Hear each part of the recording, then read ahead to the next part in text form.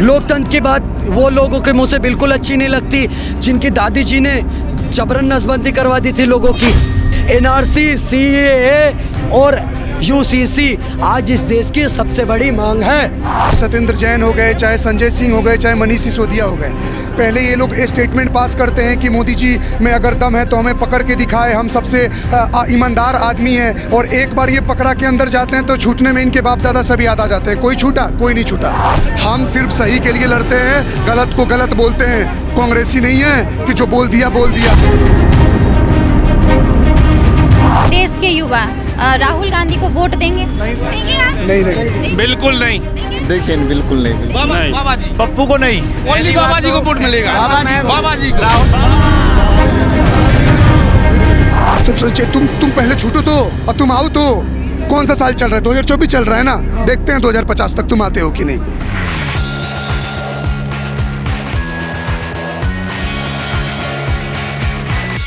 नमस्कार, मैं शिखा, आप सभी का स्वागत है भैया जी का। जब में अभी जिस तरीके से आपको मालूम है कि मल्लिकार्जुन खड़गे ने ब्लैक पेपर जारी किया है मोदी जी के खिलाफ, वहीं ईडी सीबीआई को लेके अरविंद केजरीवाल ने बड़ा बयान जारी किया है कि उन पे जो जल घोटाले का जो आरोप लगा है वो बेबुनियादी है, वो ईडी सीबीआई के खिलाफ ही केस लड़ेंगे। क्या कुछ कहना चाहेंगे इन सारे मुद्दों पे? देखिए पत्रकार महोदय, सबसे पहले जो ये ब्लैक डे मना रहे हैं, ये जो ब्लैक पेपर निकाल रहे हैं, आज प्रधानमंत्री जी ने वहाँ से बोल दिया, राज्यसभा में संबोधित करते हुए बोल दिया कि भाई इस सदन ने बहुत कुछ देखा है। इस सदन ने ये देखा है कि किस प्रकार से लोग फैशन शो कर रहे हैं सदन के अंदर। कोई काले कपड़े पहन के आ रहा है, कोई काला पेपर लेकर के आ रहा है। पर इस देश के अंदर जिस प्रकार से देश का विकास हो रहा है, जिस प्रकार से देश की उन्नति हो रही है, तो कहीं ना कहीं बूढ़े बुजुर्ग कहते थे कि जब आप देश की ग्रोथ हो रही हो, जब आप बहुत सुंदर दिख रहे हो, तो एक काला टीका लगा लिया करो ताकि नजर न लगे। तो इसीलिए कांग्रेस पार्टी ने एक ब्लैक पेपर निकाला है कि प्रधानमंत्री मोदी जी को और देश को किसी की नजर ना लगे। हाँ, यही उन्होंने भी कहा है, और इसके साथ साथ ये भी कहा है कि जितने भी 144 विधायक थे वो बारी बारी करके वो सबको अपने भाजपा में लेते जा रहे हैं और लोकतंत्र की हत्या कर रहे हैं। देखिए पत्रकार महोदय, लोकतंत्र की हत्या की बात कांग्रेस पार्टी के मुंह से तो बिल्कुल अच्छी नहीं लगती। जिन्होंने देश में इमरजेंसी लगा दी थी, वो लोकतंत्र का कैसा बचाना था जब पूरे विपक्ष को उठाकर आपने जेल में डाल दिया। ये कैसा लोकतंत्र था देश के अंदर? लोकतंत्र की बात वो लोगों के मुंह से बिल्कुल अच्छी नहीं लगती जिनकी दादी जी ने जबरन नसबंदी करवा दी थी लोगों की। लोकतंत्र की बात उन लोगों के मुंह से अच्छी नहीं लगती जिन्होंने सिख नरसंहार करवा दिया था। लोकतंत्र की बात उन लोगों के मुंह से अच्छी नहीं लगती जिन्होंने सिर्फ और सिर्फ अपने आप को प्रधानमंत्री बनने के लिए देश को कर्ज तले डुबो दिया। लोकतंत्र की बात उन लोगों के मुंह से अच्छी नहीं लगती जिन्होंने नारा दिया कि गरीबी हटाओ और खुद अमीर होकर बैठ गए। गरीबी हटाते हटाते कांग्रेस पार्टी अमीर हो गई।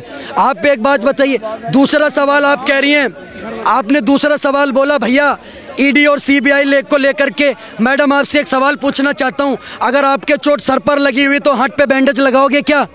नहीं लगाओगे, जायज़ सी बात है। सर पे लगाओगे तो जो चोरी करेगा ईडी और सीबीआई उसी के घर तो जाएगी, आपके यहाँ तो गई नहीं होगी। उन्होंने कहा है जल बोर्ड की तरफ से जो उन पे आरोप लगाए कि जल को लेके जो हमने मनी लॉन्ड्रिंग की है वो सरासर गलत है, हमने कोई मनी लॉन्ड्रिंग नहीं की है, और इसका आरोप जो लगा रही है ईडी सीबीआई वो बेबुनियादी है। शराब घोटाले में इन्होंने बोला हमारे ऊपर सारे आरोप बेबुनियाद हैं। सुप्रीम कोर्ट ऑफ इंडिया ने बेल दे दी क्या? क्यों नहीं मिल रही बेल आपको पिछले 1 साल से? तो भाजपा है उसके पीछे। आप एक बात बताइए पत्रकार महोदय, चलिए थोड़ा बैक में चलते हैं। आप तो देश के पढ़ी लिखी पत्रकार है, लोकतंत्र का चौथा स्तंभ है। एक बात बताइए, प्रधानमंत्री नरेंद्र मोदी जी के ऊपर गोधरा कांड का आरोप लगा, 20 साल तक मीडिया ट्रायल चला कि नहीं चला? उन्होंने तो एक बार नहीं बोला कि ये सारी मीडिया मेरे पीछे पड़ी हुई है, ये सारी एजेंसियां गलत हैं। उनको बेल किसने दी? उनको बाइज्जत बरी किसने करा? सुप्रीम कोर्ट ऑफ इंडिया ने करा। सरकार किसकी की थी? कांग्रेस पार्टी की सरकार थी। दूसरा एग्जाम्पल ले लीजिए, अमित शाह जी को क्या बोला गया? तड़ी पार बोला गया कि नहीं बोला गया? उनके ऊपर सारे आरोप किसकी सरकार में लगे? कांग्रेस की सरकार में लगे। और कौन सी पार्टी थी जिसने जबरदस्ती उनको अरेस्ट कराने का काम करा, जेल में डालने का काम करा? किसकी सरकार में हुआ? कांग्रेस की सरकार में हुआ। और बेल किसने दिया? सुप्रीम कोर्ट ऑफ इंडिया ने बेल दिया।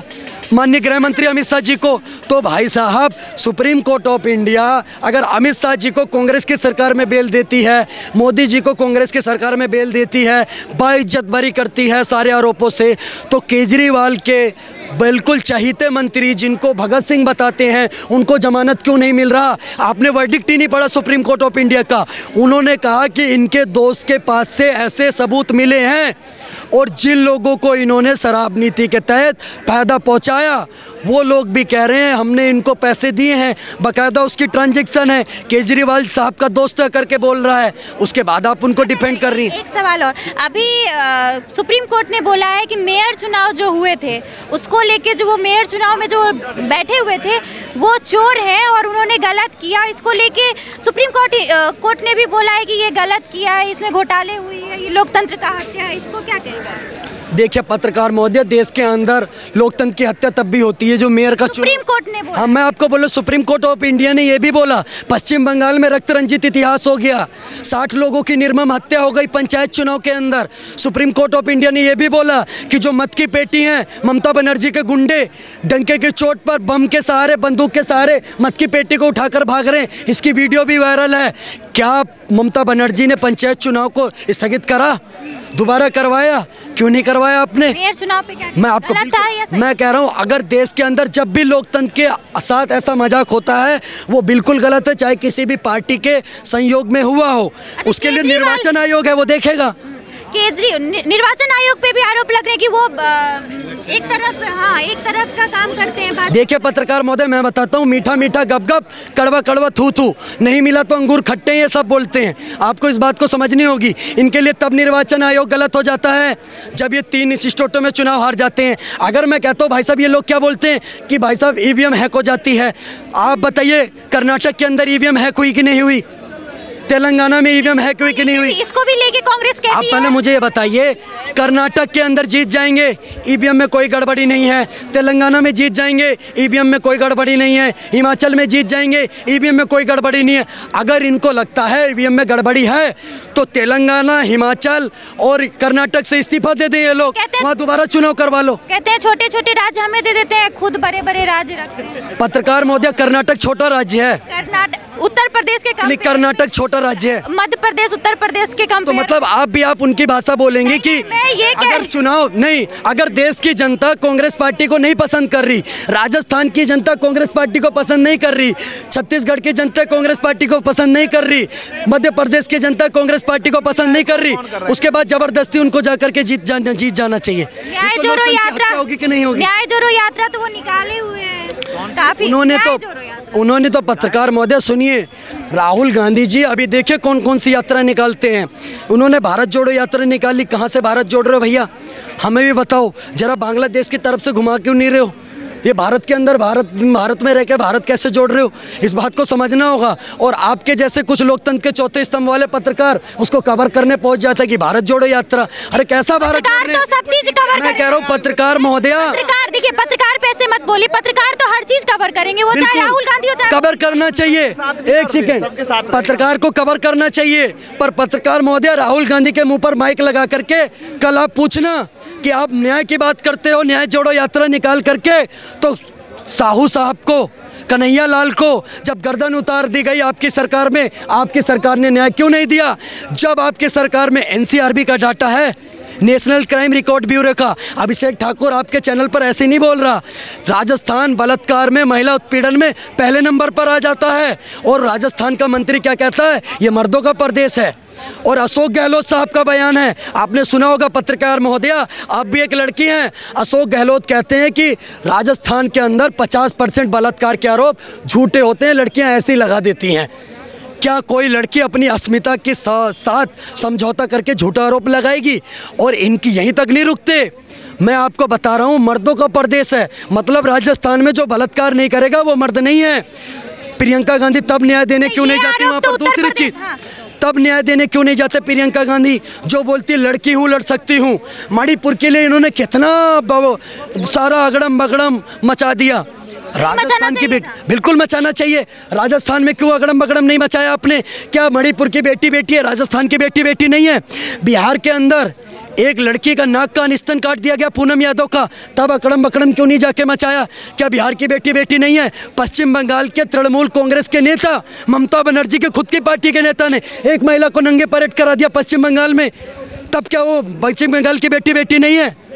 कहते हैं मतलब कि मणिपुर से बेटियों सीख के- को भी कह आप रहे- स्टेट वाइज बांट दोगे? नहीं, कह रहे हैं मणिपुर की जो हालत को देखने के बाद लोग और सीख रहे हैं। मैडम एक बात सुनिए, मणिपुर के बाद जो सीखा देश ने देखा है ना, मणिपुर तो आज शांत हो गया। उस घटना के लिए इन लोगों ने इतना बोला, बहुत कुछ बोला, और बिल्कुल गलत है। मैं अभी भी बोल रहा हूँ आपके चैनल पर, मणिपुर में जो हुआ उससे शर्मनाक देश के लिए कुछ नहीं हो सकता, और वहाँ के मुख्यमंत्री एन बीरेन सिंह को इस्तीफा दे देना चाहिए, लेकिन ममता बनर्जी को भी इस्तीफा दे देना चाहिए, तेजस्वी यादव को भी इस्तीफा दे देना चाहिए था, अशोक गहलोत को भी इस्तीफा दे देना चाहिए था, कर्नाटक के अंदर भी इस्तीफा दे देना चाहिए था। ममता दीदी का एक बयान आया है कि सीए एनआरसी जो लागू होने वाला है, जो लोग क्यास लगा रहे हैं भाजपा के नेता और बोल भी रहे हैं, तो मरते दम तक ममता दीदी सीए एनआरसी बंगाल में नहीं लगने देगी, उन्होंने ऐसा कुछ कहा है। भारत का आप आज ममता दीदी को अगर लग रहा है कि वो भारत के कानून से बड़ी हो गई हैं, संविधान से बड़ी हो गई हैं, तो ममता जी की गलत फहमी है, और मुडेरी लाल के हसीन सपने में देखने में किसी का कोई गरेज नहीं है। खूब देख सकते हो आप, ये तारक मेहता का उल्टा चश्मा देख करके ममता बनर्जी जो बोल रही हैं वो सुनने के लिए अच्छा है, पर उसको अगर ज़मीन ग्राउंड स्तर पर बात करेंगे, ज़मीनी स्तर पर बात करेंगे तो वो कोई बात नहीं है। एक बात बताइए, सीए का विरोध कर रहे हो आप, आपके पास बाकी लोगों के पास 56 इस्लामिक कंट्री हैं, अगर हिंदू शरणार्थी है कहाँ जाएगा वो पत्रकार महोदया? आप बताइए, ममता बनर्जी को क्या दिक्कत है? एनआरसी से ममता बनर्जी को क्या दिक्कत है? ये लोग सिर्फ और सिर्फ भारत को तोड़ने की बात करते हैं, इसलिए एनआरसी, सीएए और यूसीसी का विरोध करते हैं। और मैं तो कहता हूँ आपके चैनल पर डंके की चोट पर, एनआरसी, सीएए और यूसीसी आज इस देश की सबसे बड़ी मांग है। अच्छा, केजरीवाल, आप भी दिल्ली में रहते हैं जी, एनसीआर में। केजरीवाल को लेके क्या कुछ कहना चाहते हैं? वो कह रहे हैं जेल में भी रह के हम सरकार चलाएंगे। जेल में तो छोड़ो, उनके बात का कोई अस्तित्व है, मतलब है?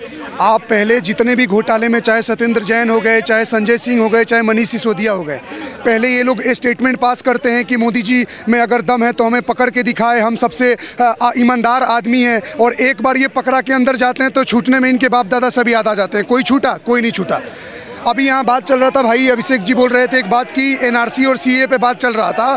देखो आप इस देश में कितनी बड़ी विडंबना है, जब देश में सिटीजनशिप अमेंडमेंट एक्ट लगाने की बात चल रही थी तब ये लोग बोल रहे थे कि हमें धर्म के आधार पे मत बांटो। फिर क्या किया गया, यूनिफॉर्म सिविल कोड की बात किया गया, तो फिर बोलते हो भैया सब बराबर नहीं हो सकते। मतलब एक तरफ तुम बोलते हो सीए लागू मत करो, जब यूसीसी लागू करने की बात किया जा रहा है कि सब लोग को समान सही अधिकार दिया जाए, तब आप बोलते हो हमें शरीयत से चलना है। बोलने का मतलब ये है ना, ये लोग राजनीति में इतना नीचतम स्तर और दोगलापन दिखा रहे हैं ना, सिर्फ मोदी और अमित शाह के अपोज में ये लोग अपना और अस्तित्व और मान गिराते जा रहे हैं देश में। और बात रही हम वोटर्स और पब्लिक को, तो हम भी ऐसे तो नहीं है गंवा रहे हैं, सब पढ़े लिखे लोग हैं, सब अपना देख रहे हैं, हमारा वोट हमारा अधिकार, हम इनके कैरेक्टर को देख रहे हैं और हम इनको कभी नहीं आने देंगे। आप राहुल गांधी की बात उठा रही थी, अभी थोड़ी देर पहले बात कर रही थी कि राहुल गांधी भारत न्याय यात्रा निकाले। भाई ने बोला जैसे कौन सा भारत टूट गया था जिसको जोड़ने चले थे, जिनके बाप दादा भारत तोड़े वो भारत जोड़ने जा रहे हो। आप भारत न्याय यात्रा निकाले थे, अभी ये मणिपुर से स्टार्ट वहाँ पे किए, इन लोगों ने मणिपुर ही चूज किया, मणिपुर में उतरे नहीं कि जैसे बस से निकले कि जय श्री राम और मोदी के नारे निकले लगे तो आप एग्रेसिव होकर बस से निकलने लगे। ममता बनर्जी आपको बंगाल में नहीं घुसने दे रही है। आसाम के सीएम के लिए आपने गलत स्टेटमेंट पास किया तो आसाम के सीएम ने, मेरा वहीं पे है बोंगाईगांव शहर ही, आसाम वहीं पे था मैं उस दिन, उनकी रैली बोला गया शहर के बीच से नहीं निकल सकती तो बाहर से निकले, वहाँ भी लोग राम राम का नारा ले रहे हैं। तो आप समझो कांग्रेस इस पे विचार करे और विपक्ष पार्टियां कि हमें मोदी की नीतियों का विरोध करना है, मोदी हटाओ से मोदी नहीं हटेंगे। आप किस बेसिस पे, सिर्फ मोदी जी का चेहरा पसंद नहीं है या मोदी जी से नफरत करते हो इसलिए भाजपा हटाते? राहुल गांधी को क्या करना चाहिए जो आप लोग जैसे नौजवान उनको वोट दें? राहुल गांधी को करना ये चाहिए कि उनके पार्टी में जो प्रतिभावान लोग हैं ना, सुनिए, उनके पार्टी में पहली बात तो वो बैठ जाए घर पे, पार्टी में जो उनके प्रतिभावान लोग हैं जो कुछ कैपेबल हैं, कुछ कर सकते हैं, उनको मौका तो बोलने दो, जैसे? कठपुतली की तरह। अरे मोदी जी ने तो खुद बोल दिया, उधर चल रहा था जब लोकसभा सेशन की, उसमें की पार्लियामेंट में की खड़गे जी आज बहुत बोले। क्यों? क्योंकि इनको कंट्रोल करने वाले नहीं है। तो जब प्रधानमंत्री बोल रहे हैं तो देश का बच्चा बच्चा जानता है कि कांग्रेस में कभी भी युवा को मौका नहीं मिलता है। वहाँ बुजुर्ग लाठी पकड़ के कंट्रोल करके चलाते हैं, और कोई युवा कोई बोलना भी चाहता है तो वो वही बोलते हैं जो उनको बोलना चाहते। को प्रधानमंत्री का चेहरा कर दिया जाए कि प्रधानमंत्री का चेहरा खड़गे जी, तो क्या आप लोग वोट? अरे आप राहुल गांधी को कर दो प्रधानमंत्री का चेहरा, जीत रहे हैं। कैसी बात कर रहे हो आप? वोटर्स का मूड क्यों बदला है आप समझो। युवा हो, बच्चा हो, चाहे किसी भी एज ग्रुप का है, हमारा माइंडसेट क्यों बदला है? 2 टर्म पहले सभी लोग कांग्रेस को ही वोट देते थे, उनकी सत्ता थी। फिर ये सुरजेवाला बोलते हैं जो कांग्रेस के वोट, जो बीजेपी को वोट देते हैं वो राक्षस है। मतलब कल तक तुमको हम वोट दे रहे थे तो हम भगवान देव तुल्य थे, और आज हमारा मूड स्विच हो गया तो तुमको सुनो। इनकी ये जो जनता को जो प्रोवोक कर रहे हैं ना, या पब्लिक को जो अनसंट कुछ भी बोल दे रहे हैं, या सेना पे सवाल उठा देते, उसी से लोगों का मन और गुस्सा भर चुका है कि भैया ये सरकार उखाड़ के फेंकनी है। और बात रही मोदी जी की, तो मोदी जी क्यों आ रहे हैं उसके पीछे आप मंथन करो। आप एक साथ झुंड में इकट्ठा होकर सोच रहे हो एक आदमी का हटा दे तो नहीं हटेंगे। कहना है कि मोदी जी इसलिए आ रहे हैं, अगर मोदी जी के पास से 4-5 शब्द खींच लिए जाए, जैसे हिंदू मुसलमान मंदिर मस्जिद, हाँ। इस पे बोलता हूँ। हाँ लोग, हाँ ये मैं बहुत दिन से बोलने की सोच रहा था। लोग बोलता है कि मोदी जी धर्म की राजनीति करते हैं। भैया मोदी जी को धर्म छीन लो, हिंदू मुसलमान छीन लो, तो भैया फिर बचेगा नहीं। इसका नींव किसने डाला? अगर आपको लगता है कि मोदी जी धर्म की राजनीति करते हैं, तो मोदी जी के पास अभी बचा क्या है? एक ईदगाह बचा हुआ है, एक ज्ञानवापी बचा हुआ है। एक काम करो ना, दे के मुंह बंद कर दो, भाईचारा निभा दो, दे दो हिंदू पक्ष को। दूसरा चीज, अब एक बात तो नहीं करोगे आप, कभी जीवन में नहीं करोगे। दूसरा चीज, हिंदू मुसलमान का बात कर रहे हो, जिन लोगों ने हिंदू मुसलमान करके देश का विभाजन कर दिया, देश के 2 टुकड़े कर दिए, आप उनसे बोलते हो धर्म का बात कर रहे हो। धर्म की राजनीति और जात की राजनीति सबसे ज्यादा यही पार्टी की है। उन्होंने बोला ना, एक ने किसी ने कमेंट पास किया मोदी जी को पार्लियामेंट में कि माइनॉरिटी के लिए मोदी जी ने कैसा धोआ। देश को तोड़ो मत, देश को एक साथ जोड़ो, एक साथ लेके चलो, वरना नफरत की जितनी दीवार खड़ी करोगे आप, कांग्रेस विलुप्त हो जाएगी। मैं आपको बता रहा हूं पब्लिक क्यों इतना हेट कर रही है। मोदी जी ने पार्लियामेंट में बोल दिया कि हो सकता है कि आज आप विपक्ष में बैठे हुए हो, आने वाले टाइम में आप दर्शक बन के रह सकते हो। मैं बोलूं ना, आने वाले 50 साल बाद दर्शक से भी निकाल दिए जाओगे। क्यों? क्योंकि अगर मान लो कोई ऐसी पार्टी आती है जिसको बीजेपी का काम पसंद नहीं आ रहा है, कुछ पॉलिसियां अपोज कर रही है, कोई भारत में नई पार्टी खड़ी हो गई जो सेम आइडियोलॉजी है बट बीजेपी से स्ट्रिक्ट है, तो यही वोटर उसको वोट देने लगेंगे। समझो, हमेशा उसको दिया जाता है वोट जो उस समय के प्रवाह में जो अच्छा डिसीजन लेता है और जिसका पकड़ और मजबूत होता है। वही जनता थी जो कल तुम्हें वोट दे रही थी, यही जनता आज बीजेपी को दे रही है, और कल यही जनता कोई और अच्छी पार्टी आम आदमी पार्टी बोल रही है हम अच्छी पार्टी। आम यार, जिनके नेता छूट नहीं पा रहे हैं, आप एक बात बताओ, ये ईडी सीबीआई वो सब पहले आपके पास थे, आप सिर्फ कमी निकाल रहे हो। कल तक आप बात कर रहे हो, सत्येंद्र जैन हो गए, चाहे मनीष सिसोदिया हो गए, चाहे ये तीनों संजय सिंह हो गए, छाती पीट पीट के बोल रहे थे मोदी जी दम है तो अरेस्ट कर लो, हम सबसे ईमानदार हैं, कहाँ गए मोदी की आर्मी ये वो। और अरेस्ट होकर आपको बेल तक तो मिल नहीं पा रहा है। मनीष सिसोदिया जी को हफ्ते में 1 बार मिला है अपने बीवी परिवार से मिलने को। विपक्ष के नेता कह रहे हैं कि जब हम सत्ते में आएंगे तो सारे जो लोग हैं भाजपा के, वो सब जेल में रहेंगे। तो तुम पहले छूटो तो, और तुम आओ तो। कौन सा साल चल रहा है? 2024 चल रहा है ना, देखते हैं 2050 तक तुम आते हो कि नहीं। 50 तक? हाँ देखते हैं। अब सुनो मैडम, एक बात बता रहा हूँ, चलो आपके चैनल के माध्यम से, कौन सा चैनल है आपका? भैया जी गजब। एक मैं चीज बहुत अच्छा खुलासा कर रहा हूँ, जो इसको कैमरामैन थोड़ा फोकस कीजिए और पब्लिक ध्यान से सुने। पावर ऑफ 1 वोट मेरा कितना कॉस्टली पड़ता है 1 वोट में बता रहा हूँ। मेरा वोटर आईडी है आसाम में बोकाईगांव शहर का, मैं रहता गाजियाबाद में हूँ। 1 वोट देने के लिए, लोकसभा राज्यसभा देने के लिए, मुझे यहाँ से फ्लाइट से अगर अप डाउन करता हूँ तो 20,000 रुपये, और ट्रेन से राजधानी से जाता हूँ तो 1.5 दिन में पहुँच के 15,000 का खर्च आता है, और 1 वोट देकर आता हूँ। सोचो 1 वोट, और ये सोचते हैं 1,000 रुपया, 500 और 5,000 में हम बिक जाएंगे। मैं पागल हूँ यार, जो इतना दूर जाकर 1 वोट देकर आता हूँ। कुछ सोच के ही देता हूँ ना। इतने बड़े बड़े निर्णय लिए गए, और मोदी जी ने बोला है ना कि अगला 5 साल जो होगा, आने वाले 1000 साल को वो करेगा, तो मैं तो 2 दिन पहले ही घर पहुँचूंगा, वोट दूंगा। सिर्फ भारत का 18+ युवा जग जाए ना जिनके पास वोटर आईडी कार्ड है, और एक दिन नींद टाइम से खोल के उठ के चला जाए ना, सिर्फ युवा ही काफी है इनको हटाकर फेंकने के लिए। और वोट की बात कर रहे हो, अगर हम वोट नहीं देंगे, आपका मर्जी, आप किसी भी पार्टी को समर्थन करते हो, आप वोट दो, लेकिन 1 वोट के कारण ही आने वाले टाइम में यूसीसी लागू होगा, सीए इंप्लीमेंट होगा, आने वाले टाइम में जितने बड़े बड़े मुद्दे हैं, चाहे पॉपुलेशन कंट्रोल के लिए होगा। देखो किसी देश के लिए आबादी पावर होता है ना, तो कभी कभी आबादी हमारे लिए डिमेरिट का भी कारण बनता है। विपक्ष ये भी आरोप लगाते कभी कभी, क्या अभी भी उन्होंने कहा है कि जितने भी गौ का जो मांस बेचता है या गौकसी का जो काम करते हैं वो सारे भाजपा के नेता हैं। एक काम करो, आपको जहाँ जहाँ प्रूफ और वो मिले ना, आप जाओ और केस फाइल करो, बंद करो। देखो, गौ हत्या के लिए कोई भी रिस्पॉन्सिबल हो, देखो भैया, हम भक्त हो सकते हैं, अंधभक्त नहीं हो सकते। आप लोग बोलते हो ना, हम कोई भी स्टेटमेंट पास करते हैं, कुछ भी बोलते हैं, पढ़ के सोच समझ के बोलते हैं। यहाँ सब लोग सुन लो, कोई पैसा नहीं मिलता है। By the profession I am doctor Prakash Singh. हम कुछ बोल रहे हैं, दिस मीन्स हम उस पर स्टडी करते हैं, जो भी थोड़ा बहुत अपार्ट फ्रॉम आवर जो भी वर्क है, उसके बाद हम स्टेटमेंट पास करते हैं। अगर हमसे कोई गलती हो जाए, कोई पब्लिक में बोल दे भाई साहब ये बात गलत बोल रहे हो, तो हम कंडेम करेंगे, ठीक है भाई साहब आपने बोला, हम इस पर स्टडी करेंगे। अगर कोई भी भाजपा का नेता है तो भाई वो कोई भगवान नहीं है, अगर वो गलती करेगा तो पकड़ के अरेस्ट करो, उसको सस्पेंड करो। आप बात कर रही थी मेयर चुनाव का, बात कर रही थी, अगर चंडीगढ़ में मेयर चुनाव हो रहा है, सुप्रीम कोर्ट का फैसला से ऊपर तो कोई नहीं है। सुप्रीम कोर्ट जांच बिठाए, अगर वो पकड़ाता है उसको कैंसिल करे, सजा दो। हमारा क्या, हमारा पद था, हम सिर्फ सही के लिए लड़ते हैं, गलत को गलत बोलते हैं। कांग्रेसी नहीं है कि जो बोल दिया बोल दिया। मुसलमान से नफरत है क्या भाजपा वालों? इस भारत में, सुनो अब इसका भी आंसर लो, इस भारत में लोग बोलता है ना बीजेपी मुसलमानों से ये करती है वो करती है। सुनो मैडम, एक आपको बात बता रहा हूँ, मेरे को जहाँ तक मेरा मन से बोल रहा हूँ, इस भारत में सबसे ज़्यादा फायदा ना मुसलमानों को बीजेपी राज्य में हुआ है। सब तरह हॉस्पिटल में चाहे योजनाओं का फ़ायदा हो, चाहे राशन का फ़ायदा हो, सिलेंडर मिल रहा है, कुछ भी मिल रहा है। आपको सबसे ज़्यादा ना सुख सुविधा भाजपा के राज्य मिली है। ये परेशान किए हैं, ये जो इनकी धर्म की राजनीति थी ना, लड़वा दो, बम फुटवा दो, एक दूसरे के लिए कुछ भी प्रोवोकेटिव स्टेटमेंट पास करा दो, तो बंद हो चुका है। शिक्षा पे 18% टैक्स है, इसको लेके क्या? एक बात बताऊं, अब एक बात बताओ, जितने भी कोचिंग इंस्टीट्यूट, एक बात बताओ, कौन सा गवर्नमेंट है, किसकी सरकार आई है? कभी कभी लोग बोलता है भैया पेट्रोल पे प्राइस रेज हो गया, सबसे ज्यादा हाईएस्ट है ये शिक्षा पे। तो भाई आप क्या चाहती हो, हम ये बोले कि कम किया जाए, यही चाहती हो ना? आप इस पे अगर शिक्षा पे रेट ज्यादा है तो मैं इस पे अंधभक्ति नहीं दिखाऊंगा भैया। अगर लग रहा है कि भारत में टैक्स ज्यादा है तो उसको कम किया जाए, सिंपल एक वर्ड में खत्म कर देते हैं इस स्टेटमेंट को, कम कर दो। मैडम मैं बता देना चाहता हूँ, आपने शिक्षा की बात करी, देश के अंदर आपको पता होगा जब भारत आज़ाद हुआ तो बहुत सारे लोगों को सरकारी नौकरी मिल रही थी, क्यों करने नहीं गए थे? क्यों नहीं गए थे बताइए आप? क्योंकि खेती प्यारी थी सबको। क्यों? क्योंकि खेती में पैसा मिलेगा, ज़्यादा कमाएंगे।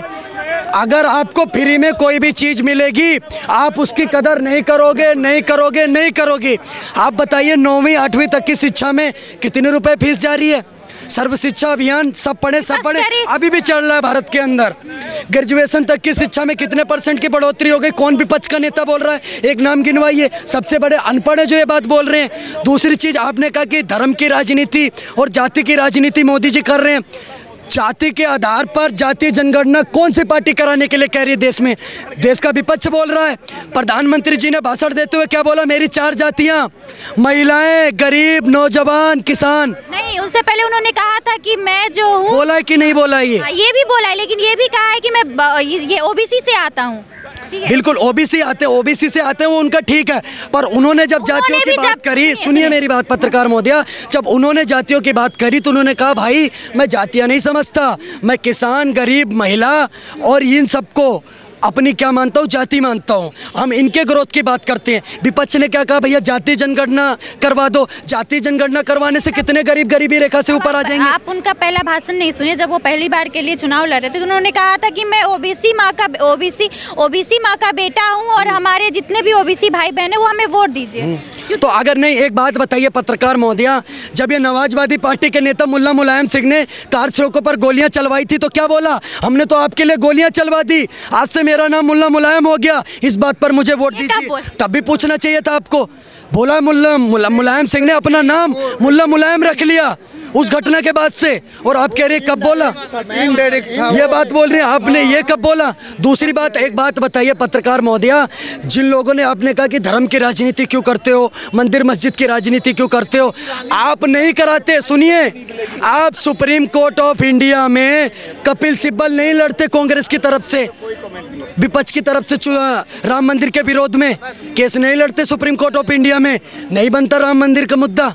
राम मंदिर का मुद्दा तो 47 के बाद बना ना, उससे पहले थोड़ी था राम मंदिर का मुद्दा। राम मंदिर का मुद्दा तो तब बना जब कार सेवकों पर गोलियां चलवाई गई। राम मंदिर का मुद्दा तो तब बना जब आपने सिर्फ और सिर्फ उत्तर प्रदेश नहीं बाकी 2 स्टेटों के भी राज्य को गिरा दिया। आखिरी सवाल है कि कभी भी देश के युवा राहुल गांधी को वोट देंगे? मैडम सुनिए, राहुल गांधी का तो देखिए, राहुल गांधी मनोरंजन के लायक हैं। कैमरा पर्सन उनको यहाँ पे वहाँ बहुत पर सारे युवा हैं, हम इन सबसे बात करेंगे। देंगे आप? नहीं देंगे। बिल्कुल नहीं। देखिए बिल्कुल नहीं, बिल्कुल बाबा जी, पप्पू को नहीं, ओनली बाबा जी को वोट मिलेगा। बाबा जी को। राहुल जवाब देना चाहिए आपको। देखिए, बाबा आएगा। ये कांग्रेस के अध्यक्ष राहुल गांधी होते हैं। 18 राज्यों में चुनाव होता है, आप गूगल करके देखिएगा, कांग्रेस हारती है। मतलब कि ये फैक्ट है, मतलब कभी उनको जीते हुए नहीं देख रहे हैं? नहीं, मैं नहीं, मतलब फैक्ट बता रहा मैम, फैक्ट बता रहा। मैडम राफेल की भी एक बात बताइए, चंद्रयान के भी तीसरे बाल में कहाँ दक्षिणी ध्रुव पर सफल लैंडिंग हो गई। राहुल गांधी रीलॉन्च 14 बार लॉन्च कर दिया कांग्रेस पार्टी ने, हर बार असफल लैंडिंग, हर बार असफल लैंडिंग। भाई साहब वो घिसा पिटा प्रोडक्ट है, उसके ऊपर कितना भी नया पर्चा लगा दो, नया लिफाफा नया डिब्बा में पैक कर दो, पर वो प्रोडक्ट ही खराब है। बैट्समैन जो हमारा है ना, वो 10 साल से बैटिंग कर रहा है। इनको जब कोई अच्छा बॉलर दिख जाएगा ना, तब आकर के बात करें। इन्हें बॉलर मिल नहीं रहा और उसकी बैटिंग में दे छक्के, दे चौके, दे छक्के, 2 छक्के। कि अन्याय हो रहा है उनके साथ, इसीलिए वो न्याय आता अन्याय है। उनके ही साथ ही तो हो रहा है, जनता के साथ नहीं हो रहा। फर्क यही तो है। बेचारे पालना खेलने वाले बच्चे को वाकर चलाना चाहिए, वो देश चलाने की बात कर रहा है। उसको यात्रा करने तो वो भ्रमण करता रह जाएगा। मोदी जी शपथ ग्रहण कर जाएंगे। एक बार वो मौका तो मिलना चाहिए। नहीं, जो कहता है हिंदुत्ववादियों को खाड़ के फेंक दो, उसको मौका दूं। वो अभी मंदिर भी गए। नहीं मैडम, मेरे देश के युवा जो है ना, वो स्टोव में कोयला डाल के नहीं जलाना चाहते, तो मैं उसको मौका नहीं दूंगा। देखिए, वो सिंपल आलू सा से सोना नहीं जवाब निकालेंगे। सर, मैं सिंपल सा एक जवाब देना चाहता हूँ। ये कोरोना का चौथा वेव नहीं आने वाला है, 400 का चौथा वेव आने वाला है। इसलिए मोदी जी ये वेंटिलेटर और ऑक्सीजन ये प्रबंध रखे। और रही बात की, इस बार भूकंप आएगा, धरती कांपेगी। इस बार भूकंप आएगा। एक बड़ा पेड़ गिरता है, सुनिए, एक बड़ा पेड़ गिरता है तो भूकंप आता है। कौन कहते थे? संजय गांधी।